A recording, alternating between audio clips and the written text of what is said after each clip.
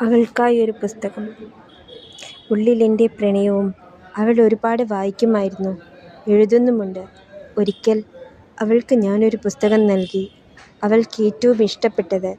അതിൽ ഞാനെഴുതിയ 2 വരികളും ഒളിപ്പിച്ചിരുന്നു. ഒഴിവു സമയങ്ങൾ കണ്ടെത്തി അവളത് വായിച്ചു തീർത്തു.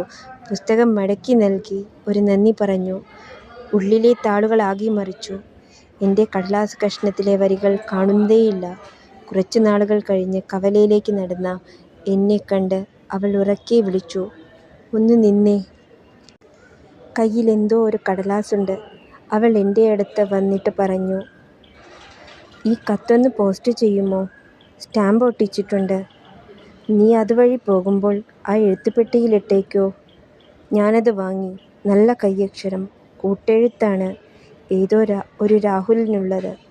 ദിവസങ്ങൾ കഴിഞ്ഞു. വീട്ടിൽ വൈകിയെത്തി വിളമ്പി വച്ച ചോറ് കഴിക്കാനിരുന്ന എന്നോട് അമ്മ പറഞ്ഞു, "നിന്നെ തിരക്കി പോസ്റ്റ്മാൻ വന്നിരുന്നു.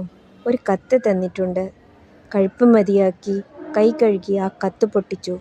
ഉള്ളിൽ ഞാൻ അവൾക്കെഴുതിയ വരികൾ: "ഉറങ്ങുവാൻ കഴിയില്ലൊരുനാളും, നിന്റെ ചിരിച്ച മുഖമെൻ്റെ ചങ്കിൽ ചെണ്ട കൊട്ടുന്നു."